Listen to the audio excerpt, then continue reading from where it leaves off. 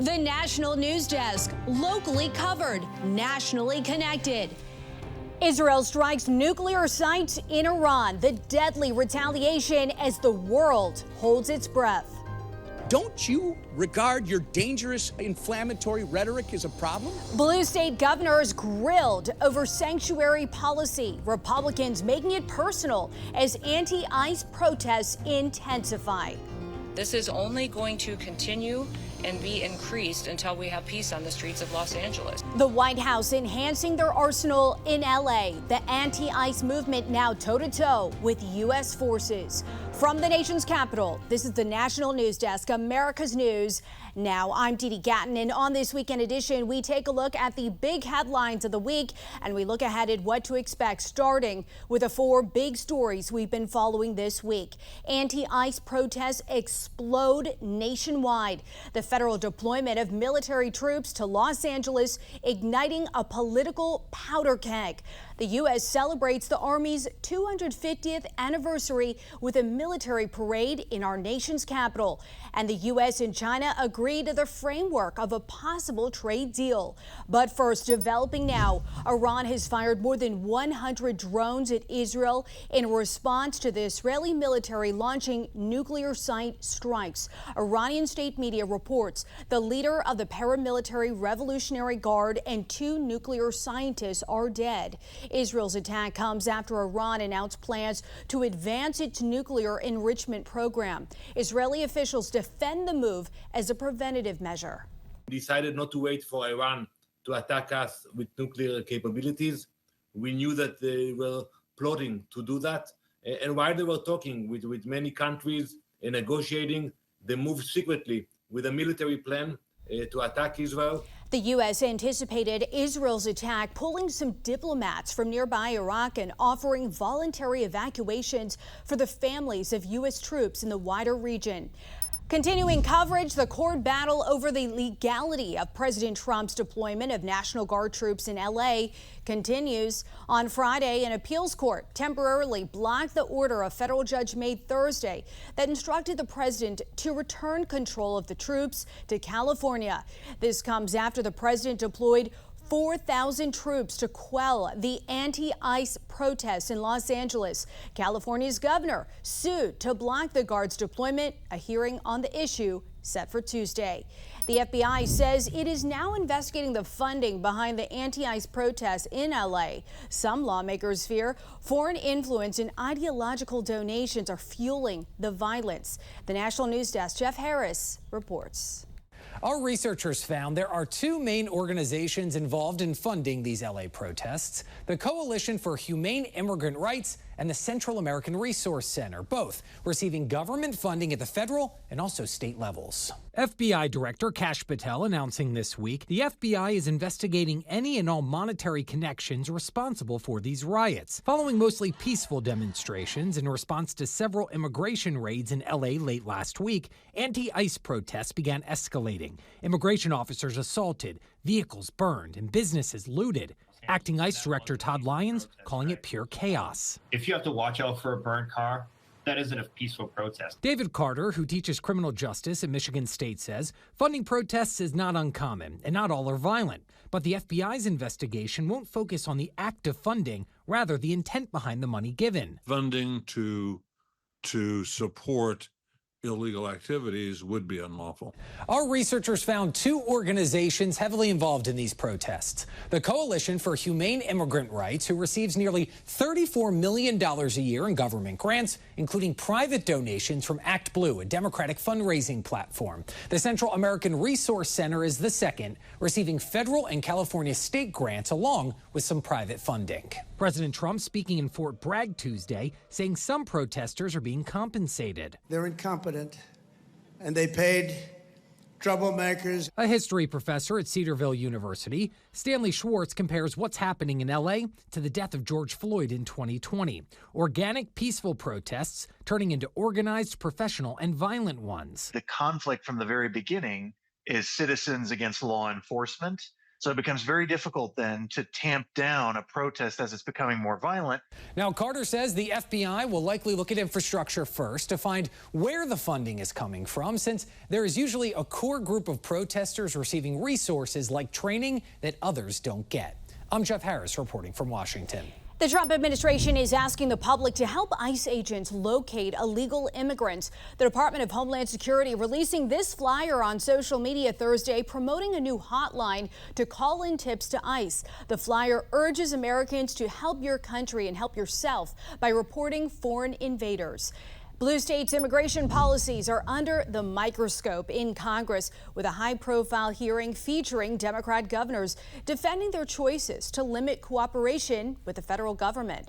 The National News Desk, Matt Gelka, reports.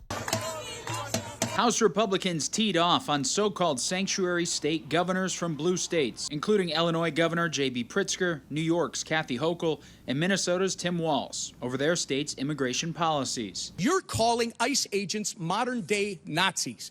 Given the attacks on ICE agents that took place in Los Angeles over the weekend, don't you regard your dangerous, inflammatory rhetoric as a problem?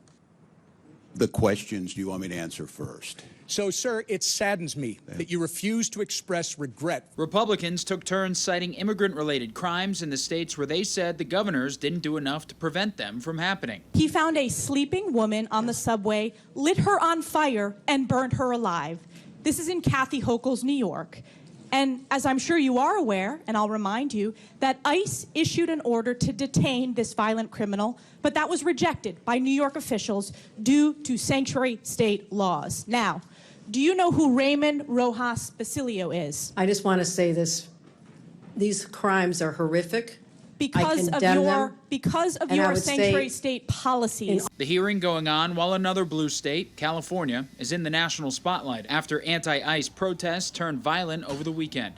The governors defended their state policies while slamming the Trump administration's decision to send military backup to California, while state leaders there rejected it. Enforcing immigration law is not the role of local and state governments. It's the federal government's job to secure the border. It's wrong to deploy the National Guard and active duty Marines into an American city over the objection of local law enforcement just to inflame a situation and create a crisis. Earlier this year, a federal judge blocked the Trump administration's attempt to withhold federal funding from sanctuary cities and counties. A similar attempt was made during the president's first term. Reporting in Washington, I'm Matt Gelka for the National News Desk, America's News Now. The inflation rate in the U.S. did not rise as much as expected last month. Consumer prices increased 0.1% in May, while the nation's yearly inflation rate rose to 2.4%. The overall readings from the Bureau of Labor Statistics were better than analysts had expected. Economists predicted falling gas prices would keep inflation in check, but tariffs would still put pressure on prices. General Motors announces plans to invest $4 billion to increase U.S. production. This after President Trump's tariff threats to the auto industry. The investment is scheduled to take place over 2 years while focusing on gas and electric vehicles. Two of the maker's popular Chevrolets will move to American production in 2027. Blazer production will move to Spring Hill, Tennessee. The Equinox will move to Kansas City. Going by the numbers as we look at the housing market, which is ramping up despite mortgage rates staying steady. The number of applications rose 12.5% last week compared to the week before. That's according to the Mortgage Bankers Association. The average rate for a 30-year loan is just under 7%. Applications to refinance are also picking up. Washington, D.C. is gearing up for its biggest military parade in decades. It is all happening this Saturday to mark the U.S. Army's 250th anniversary, and it also happens to fall on President Trump's birthday. Emma Withrow from the Fact Check team joining us now to discuss. So first of all, how many soldiers will be involved? So President Trump said that there's going to be around 7,000 soldiers from every different division of the Army marching in this parade. Alongside them, you're going to see about 150 military vehicles, including tanks and Bradley fighting vehicles, plus 50 aircraft flying overhead. There's even going to be horses, mules, and a military dog named Doc Holliday, who's kind of a celebrity in these military circles. Yeah, in some ways, it's going to be quite the show. Yeah. One of the controversies, though, surrounding the parade, of course, is the cost. What numbers did you find? Right, that's been a big topic of conversation. So a spokesperson for the Army told NPR it could cost between $25 million to $45 million, and some say it could even be higher when you factor in the road repairs that might happen if the tanks damage these city streets. Yeah, we'll just have to watch it. Emma, thank you. A little later on, Emma will be back to break down the history of military parades in the United States. Coming up, the latest breaking developments on the major escalation in the Middle East after a wave of strikes on Iran's nuclear facilities by Israel.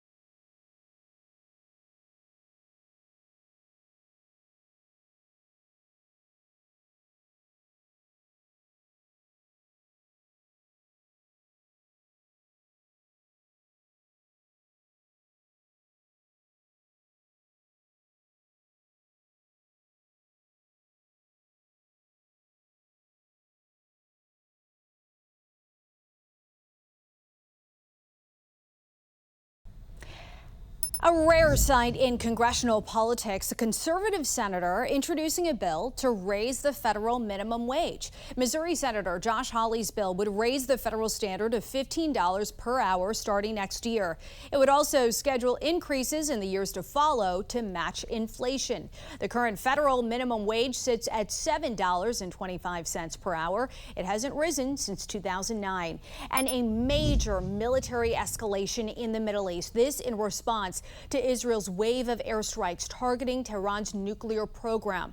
Jan Jeffcoat spoke with retired Army Lieutenant Colonel Robert McGinnis Friday morning for more insight. We knew this was coming. The administration ordered Americans out of the Middle East. So what's next? What are you specifically watching for in the next 24 hours? Well, obviously, we're concerned about radiological release from the strikes that the Israelis made, but also the retaliation. We expect that Iran will clearly launch more drones and missiles. And of course, Hezbollah, Hamas, which probably can't do much, but the Houthis might be able to do a little more. IRGC obviously has lost its senior leadership based upon media reports. And so there's a lot of unknowns at this point, Jan. What I'm most concerned about, however, is strikes against U.S. personnel. Of course, we started to remove those personnel through evacuation a couple of days ago, but the Iranians have threatened to attack us. And we have 40,000 troops in the region, plus dependents, and they're all around Iran. So that could be a major issue going forward. You talked about the IRGC, the Iran Revolutionary Guard. We know now that there are reports that the head of the IRGC was killed, as well as the chief of the country's military. What does that mean for Iran's defense forces? Who is leading those forces now? Well, just like every military, someone is the second in command will step forward. When we struck Soleimani under the Trump 1 administration in Baghdad, clearly there was an echo across that region, and retaliation took place. But as far as IRGC's capabilities, they run all the armed forces. There's no doubt about that, and they'll continue to do so. But they will strike out, and they do have capabilities all over the region. Whether or not they're going to be able to touch us, I think is an issue that's unresolved. Keep in mind, a week ago, we redirected from what was going to Ukraine thousands of anti-drone capabilities into the Middle East, and in anticipation of what we've just seen. Lieutenant Colonel, Prime Minister Benjamin Netanyahu said the attacks will continue for as many days as it takes, because he said, quote, "We cannot leave these threats for the next generation." He said, when the enemy develops the capabilities to destroy you, stop him. As we know, there's been plenty of reports that reveal Iran had enough uranium. They'd enriched enough uranium to build nuclear bombs within days. So talk about the seriousness of this, especially in the hands of the world's largest state sponsor of terrorism. You know, well, they've threatened to destroy Israel and attack the United States, albeit with nuclear weapons, which is why Mr. Trump and Prime Minister Netanyahu have made it clear that Iran would not become a nuclear state. Keep in mind that what Netanyahu said earlier this morning, Israel time, the Iranians were believed to have enough enriched uranium for at least 9 weapons, and they have plenty of ballistic missiles. We're not sure they could, mate the two, the nuclear weapon with a missile, but we're not taking any chances. And so Netanyahu said, no, the time is ripe. We must strike, and they did, and they'll continue to strike until they believe the Natanz and other nuclear facilities are put totally out of action. So we'll have to wait and see. How should the U.S. respond? And at what point do we go in to protect Israel, to protect ourselves from one of our biggest enemies? Well, we must respond by being very vigilant against any attacks on our facilities, because we've lost hundreds of U.S. service members over the years in the Middle East. So we will resupply Israel with some critical munitions, no doubt. We'll continue to use the USS Vincent, which is in the Arabian Sea just south of the Persian Gulf, and it can provide air cover to our facilities. Certainly our other naval facilities out of Bahrain will no doubt exit the port to keep it safe from strikes by IRGC and the like. So there are a lot of things that we must do to heighten security, but at the same time, we're hopeful that perhaps the Iranians will follow through and actually provide a counter-proposal that we can live with on Sunday, as was previously So arranged. You think the talks are still on? You think that we still are going to have talks with Iran? I think it's in Iran's interest to do this. Clearly, their sponsors, Russia and China, will have a voice here. I think China and Russia want to stabilize the region, and especially China, which is really dependent upon Iranian oil at the tone of 3 million barrels a day. So they want to see something to stabilize the region once again. Retired Lieutenant Colonel Robert McGinnis, we appreciate you joining us this morning, and thank you for your service to our country. Thank you. A U.S. Senator was forcefully removed from Homeland Security Secretary Kristi Noem's news conference Thursday. This happened as the secretary vowed to keep the military in Los Angeles as long as deemed necessary. We are not going away.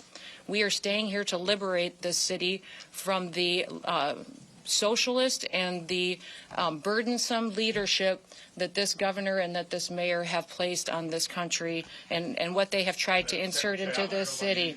So I want to say thank you to every single. Speaking after the confrontation, Noem says she was able to exchange phone numbers with Senator Alex Padilla, but claims he lunged at people during the news conference. The California Democrat says he was attempting to ask a question about the LA ICE raids when law enforcement forced him out of the room and handcuffed him on the floor.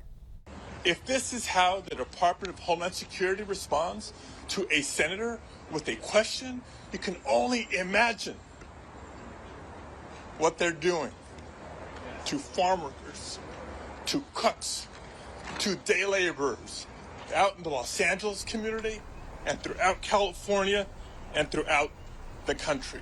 California Governor Gavin Newsom blasted the news conference. In a social media post, he calls Padilla's removal outrageous, dictatorial, and shameful. So far, no charges are planned against Padilla. Coming up, where unusually dry and warm weather is fueling an aggressive fire. And later, a New York man is recovering after getting hit by lightning. The important tip you may not know to protect yourself during a storm. We'll be right back.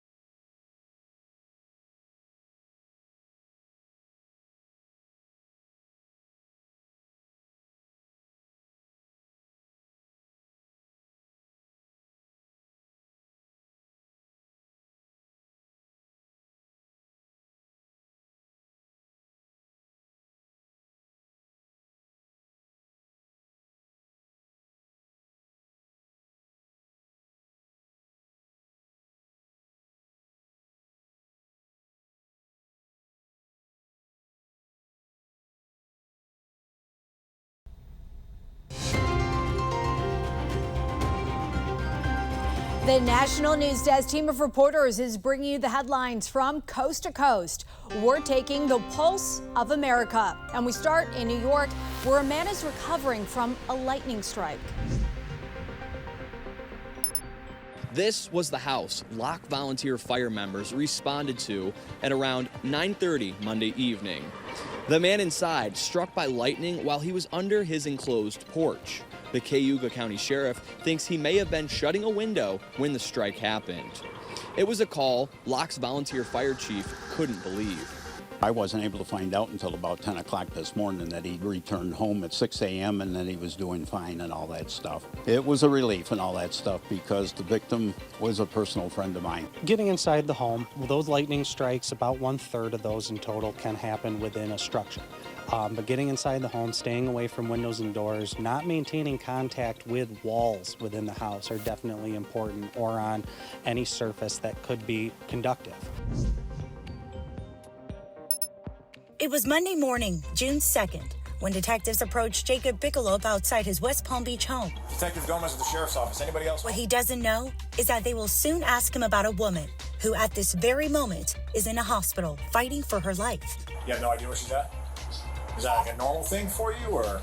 He denies knowing what's going on and where she is. Did you guys get into any kind of argument in the last 24 to 48 hours or anything like that? The co-founder of Conroe, a fine dining restaurant in West Palm Beach, is accused of punching and kicking the victim for over 2 hours. After minutes of back and forth, they eventually take him into custody.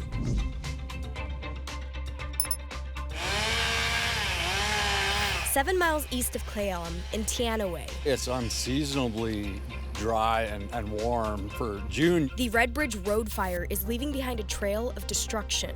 When the winds lined up with the slope, the flame lengths were 7 to 9 feet tall. The flames consuming dry timber trees, grass, and other vegetation. Fire resources in the air and boots on the ground going all in. A whole lot of crews in here mopping up and securing things around the perimeter and around the structures. Despite hot, dry, and breezy conditions creating critical fire conditions, officials say their efforts are working. While they don't want to be too optimistic before the red flag warning ends, we feel like we should be winding this down to a really small organization by the weekend. Coming up next, the urgent FDA warning on one of the nation's most popular sodas, the mislabeling mishap that could create serious health issues. Also, music fans mourning the loss of an industry icon. How the life of this Beach Boys legend is being celebrated.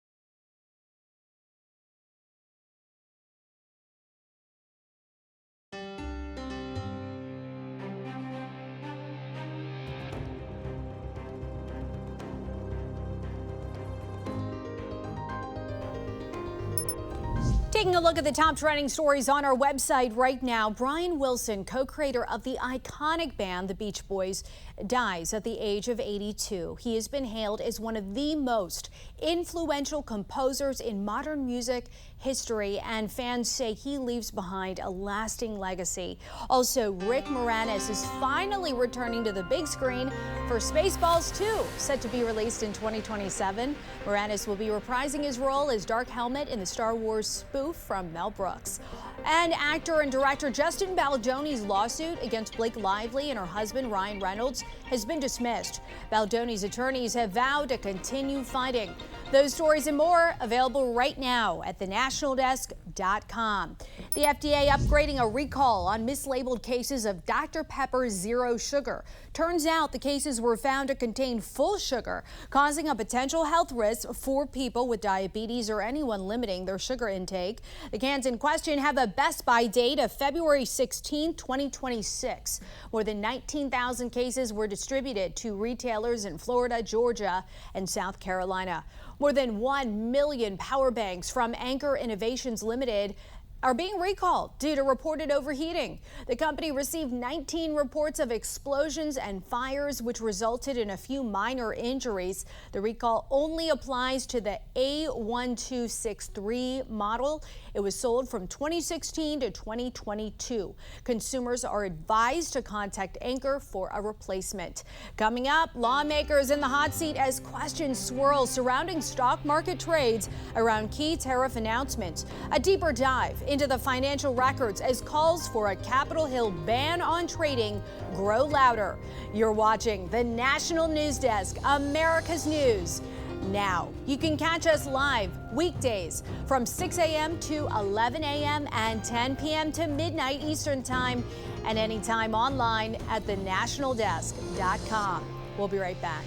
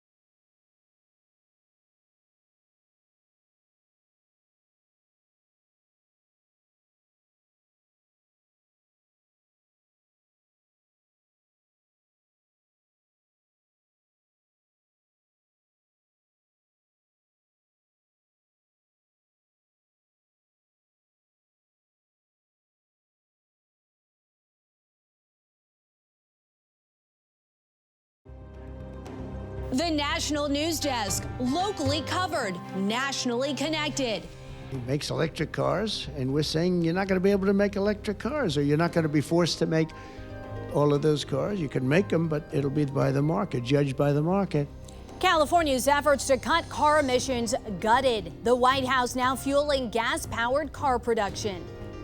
The convene today in the shadow of a deeply unsettling trend. The rise in anti-Semitic attacks leads to calls for action on Capitol Hill. Why some lawmakers worry the trend could be a sign of broader national issues. And the Supreme Court reviving a lawsuit after the FBI invaded the wrong home. The family now free to fight for justice. From the nation's capital, this is the National News Desk, America's News Now. I'm Dee Dee Gatton. We're glad you're here with us. President Trump revealing new details about his private conversations with Elon Musk. He made the comments during a signing ceremony, rolling back California's mandates to push sales of electric vehicles. Here's the National News Desk, Atra El-Nashar. With his signature, President Trump gutting California's efforts to cut car emissions, in large part by phasing out gas-powered cars by 2035. 16 states and D.C. have gone on to adopt California's zero-emission standards. Republicans on Capitol Hill, joined by a handful of Democrats, recently used their congressional authority to essentially roll back these state decisions. I was going to sign a executive order and give it a shot, but the one good thing with this, number one, it holds up forever. But California Attorney General Rob Bonta has already filed a lawsuit against the Trump administration. These actions will have life or death consequences for California communities breathing dirty, toxic air, Bonta said in a statement. Many Americans are buying EVs. First quarter sales were up 10.6% from the same period in 2024, according to Kelley Blue Book. That's almost 300,000 new EVs hitting America's roads through January and March this year, representing 7.5% of all cars sold. This EV move by the president is just the latest chapter in his ongoing feud with California's governor.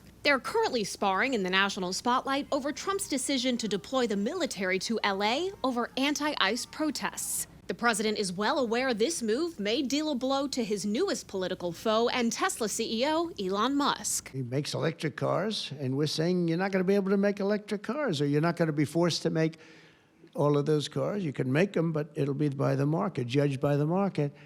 And that's what he said. He said, as long as I'm on the same plane as everybody else, we're going to do good. We make a better product. I said, that's very cool. It's very cool. That was my answer. After that, he got a little bit strange, but I don't know why, over much smaller things than that. Musk says he regrets some of his posts about the president from last week, but has denied the falling out was triggered by his objection to parts of the president's domestic policy bill in Congress that would cut EV subsidies and incentives. In Washington, I'm Atra El-Nashar for the National News Desk, America's News Now. A technical win for a family suing the federal government after their home was mistakenly raided by the FBI 8 years ago. The Supreme Court sent their case back to lower courts for additional review, meaning the family can continue its lawsuit against the government. The Atlanta family sued after a SWAT team smashed their front door with a battering ram, detonated a flashbang grenade, and rushed into their home in 2017. Agents who believed they were targeting the home of a gang member later realized they had the wrong house. Developing now, the FBI is considering moving one of its training academies from Quantico, Virginia to Huntsville, Alabama. And this shift, part of a broader effort to push federal law enforcement resources out of the nation's capital region. The agency said any relocation options are being evaluated to save money while taking advantage of the best facilities available. On Capitol Hill, a House subcommittee met to address the recent spike in anti-Semitic attacks on U.S. soil and how those attacks tie into broader concerns over national security. The National News Desk, Kayla Gaskins reports. We convene today in the shadow of a deeply unsettling trend. Both Democrats and Republicans agree the spike in anti-Semitic attacks in the U.S. is a problem that needs a solution. In 2024, there were nearly 10,000 reported anti-Semitic incidents across the United States. A House subcommittee meeting Wednesday to explore how they can help. This comes after a series of violent, deadly, and targeted attacks. In early April, an arsonist set fire to Pennsylvania Governor Josh Shapiro's home during Passover. Earlier this month, a man threw Molotov cocktails at a Jewish group in Colorado. Weeks before that, a gunman opened fire and killed 2 young Israeli embassy staffers at a Jewish event in Washington, D.C. Democrats on the committee, though, argue this administration is not taking an effective approach by gutting resources and personnel at civil rights offices that would oversee anti-Semitism concerns. We should be surging resources to those agencies, not gutting them. While Republicans examine the possibility of a deeper, darker, broader problem. Last week, Al-Qaeda in the Arabian Peninsula released a video calling for attacks on U.S. soil. The group's leader even cited recent attacks here in D.C. as examples to follow. Of America's enemies, from Al-Qaeda to China, using this issue as a way to chip away at America's security through unrest and division. Do you believe China is funding the war against America? There's a lot of activity in the public record that show Chinese money is flowing into many of these organizations. Absolutely. The national security risks highlighted through anti-Semitic incidents and social unrest are a large reason why the Trump administration is reviewing the visa process for international students, and why they've put a so-called travel ban in place for people from mostly Middle Eastern and African countries. On Capitol Hill, I'm Kayla Gaskins, reporting for the National News Desk, America's News Now. Lawmakers are facing questions after reports show an uptick in stock market trading around major tariff announcements. According to a CNN analysis, more than a dozen congressional lawmakers were tied to thousands of dollars worth of stock transactions in the days before President Trump suddenly paused most of the punishing tariffs on foreign countries. In total, 11 Democrats and 10 Republicans reported stock transactions less than 48 hours before the pause, according to filings. Some lawmakers say most of the transactions were made by third-party financial advisors and deny having any inside knowledge. Pollution limits for power plants may soon be dropped. There are now proposed plans to scrap 2 regulations from the Biden administration. The first regulates carbon emissions from present and future power plants. The second regulates air toxins, including mercury, that come from burning coal. The head of the Environmental Protection Agency, Lee Zeldin, says a revision will be made to the mercury air pollution. So far, there's no word on if there will be one for the carbon emissions rule. New information out of Denmark, where Parliament approved a bill this week to allow U.S. military bases on Danish soil. The move comes as President Trump seeks to take control of the kingdom's semi-autonomous Greenland. The legislation widens a prior military agreement where U.S. troops had broad access to Danish air bases in the Scandinavian country. Critics say the vote cedes Danish sovereignty to the U.S. By the numbers, some Americans now say Trump's military parade honoring the 250th anniversary of the U.S. Army is not a good use of government funds. 60%, according to a new AP Norc poll. Just over a third feel it is a good use of taxpayer dollars. Overall, 40% of adults approve of the decision to hold the parade. 29% say they disapprove, and about 3 in 10 neither approve nor disapprove. The parade is expected to cost between $25 million and $45 million. Saturday marks the 250th anniversary of the United States Army, and President Trump is celebrating with one of the biggest military parades in decades. Emma Withrow from the Fact Check team joining us now. So if memory serves, the last time that we had a parade of this magnitude was back in the 90s? Yep, back in 1991. It was right after the Gulf War. There was about 8,800 troops marching and 200,000 people watching. Reports from different outlets estimated that it could have cost around $12 million at the time. So I calculated that out, how much that would cost today if you factored in inflation. It would have been around $28.3 million, which is kind of a similar estimate to what people are saying it's going to cost us on Saturday. How far do these types of military parades date back? A long time. I mean, dating back to kind of the origin of the United States. So the U.S. obviously had some small military ceremonies back in the 1780s, but the first big full-scale military parade that a lot of historians agree on didn't happen until 1865, right after the Civil War. So it was called the Grand Review of the Armies. There's a photo of it on the screen that you can see there. And it took place in D.C. over the course of 2 days. Thousands of Union soldiers marched down Pennsylvania Avenue while huge crowds lined the streets and cheered them on. It was just a massive show of strength and unity after years of brutal conflict that we had in the Civil War, and really just set the tone for how the country would celebrate these major military victories moving forward. And I feel like that tone will be continued this weekend. Always a moving moment when we can honor the military. Absolutely. Emma, thank you. Thanks. For more on this fact check team topic, including links to their sources, scan the QR code on your screen or visit thenationaldesk.com. Still to come, our team of correspondents breaks down this week in Washington, from the nationwide protests against ICE raids to the president's decision to bar California's EV rules.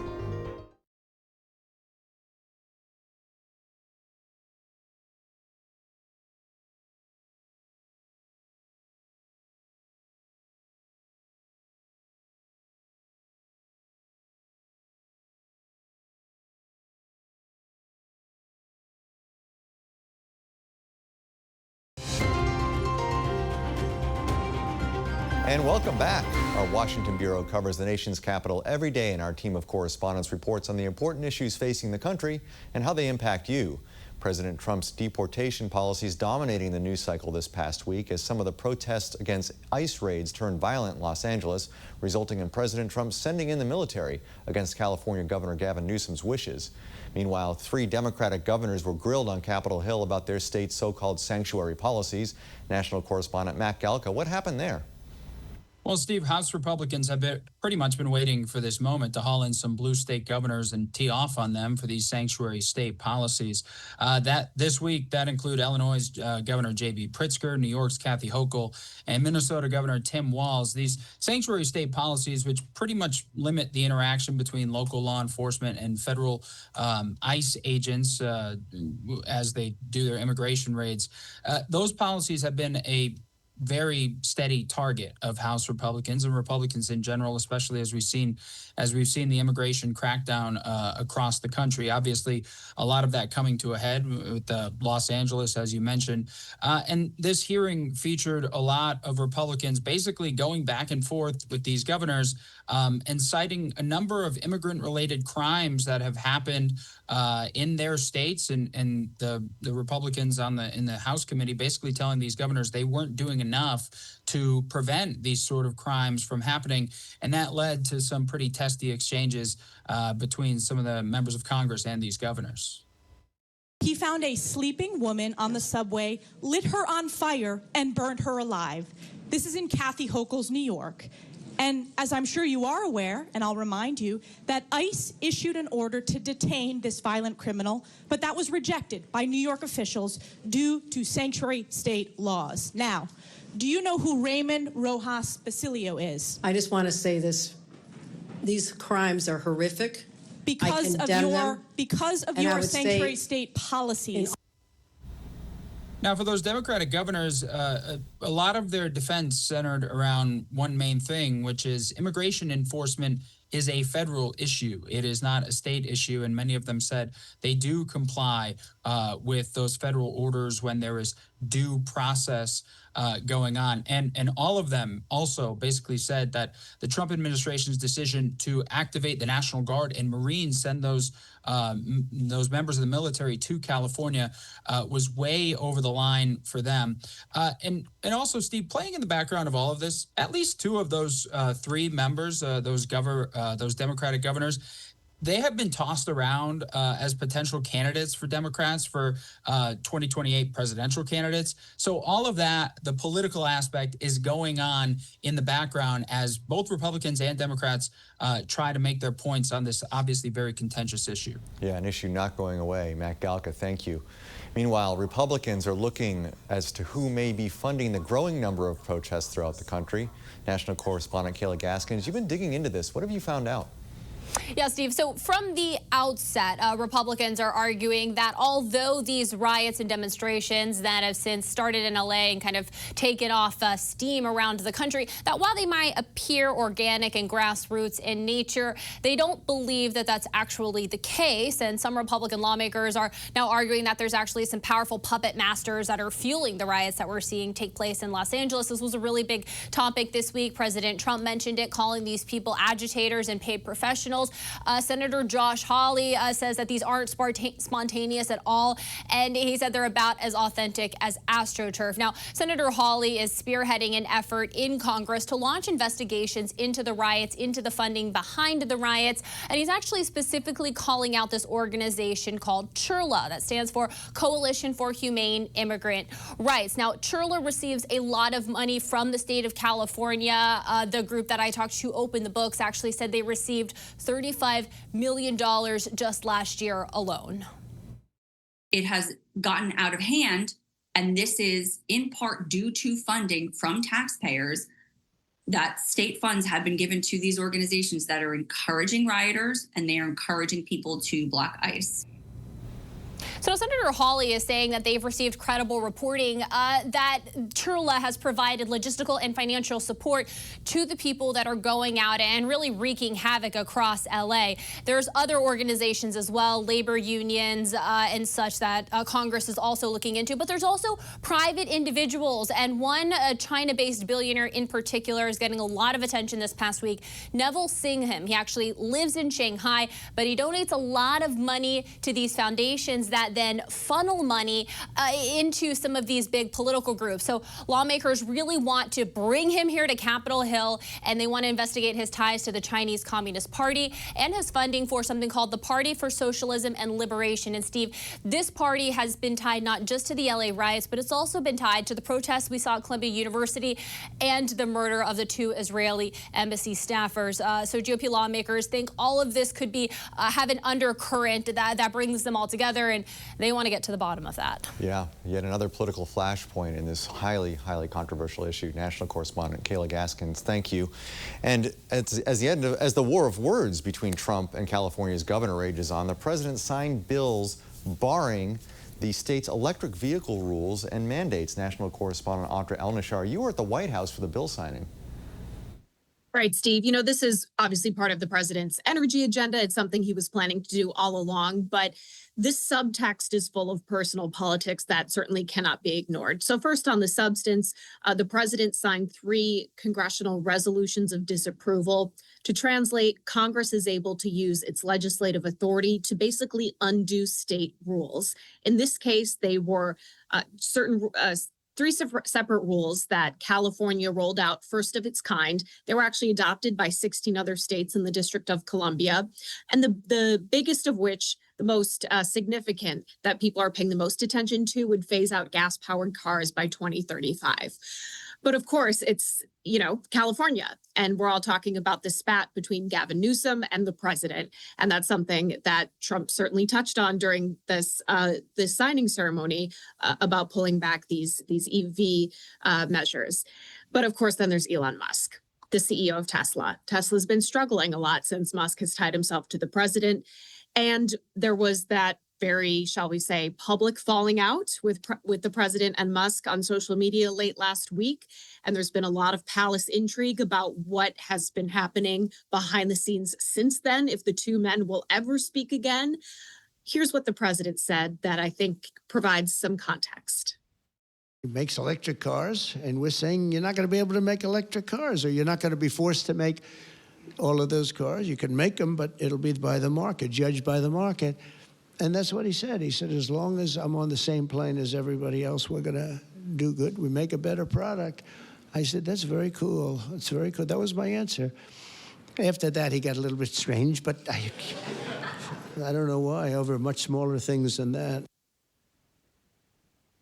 The president there talking about, of course, his theory that Elon Musk's and his fallout was triggered by the president's actions on rolling back EVs that would hurt Musk's bottom line. And, you know, I think we talk a bit about who has the leverage and the upper hand in this feud, the world's most powerful man or the world's richest man. Well, the government has billions and billions of dollars of contracts with Elon Musk's companies that the president theoretically could pull at any moment. The White House said earlier this week they haven't started that process, but it's certainly hanging over Elon Musk's head.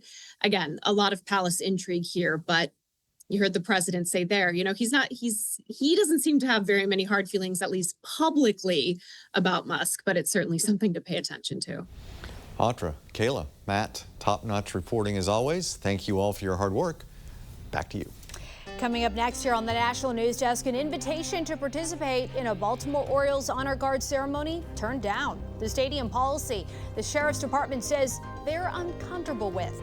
Then, the help North Carolina residents say they still need 9 months after the devastation of Hurricane Helene.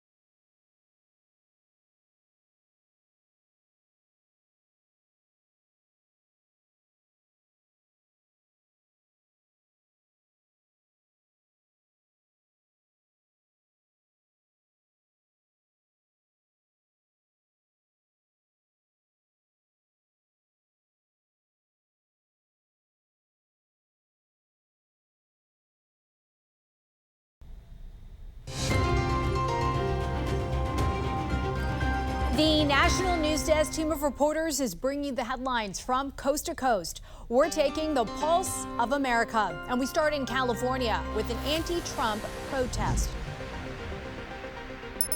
There were a lot of drivers honking their horns more than usual Wednesday near Highway 41 and Shaw and Fresno during rush hours. Drivers responding to a sign that read "Honk for Democracy" placed on the highway overpass. Next to it, a large banner that read "No Kings." Chris Whipburn, who organized the demonstration, is a part of a group called Central Valley Indivisible, aiming to fight for, quote, real democracy of, by, and for the people. Nobody's coming to save us. We have to do this ourselves. So show up. Let's have a huge crowd. It's the life or death situation April Blair and others along the Rocky Broad River in Bat Cave faced in September. Blake just told us that the dam's fixing to break. We're fixing to lose everything. Homes were washed away along with belongings. Initially, volunteers rushed in. But more than 8 months later, time has led to new frustrations. We need help, and that debris sat there for over 6.5 months right there on the road. And as you see behind me, there's debris everywhere. Others questioned why nonprofits, including Samaritan's Purse, the Fuller Center, or Baptist on Mission appear absent in the gorge. I reached out to these agencies, which said it comes down to logistics and accessibility. Samaritan's Purse and Baptist on Mission do have some projects in Henderson County and are adding more.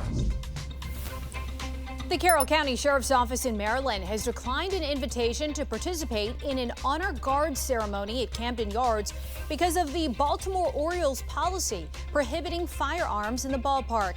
The sheriff said he canceled his deputies' participation because the Orioles would not allow them to carry their guns during the event. First of all, our policy is that when you're in a uniform, you have a loaded firearm with you. And so regardless of where we go, deputies, law enforcement, we're targets the second we leave our houses in a uniform, and people expect us to be able to take action. In response, the Orioles said the safety of their fans is of the utmost importance. Still ahead here, in less than 1 year, the World Cup comes to North America, how host cities are preparing fans for the festivities. We'll be right back.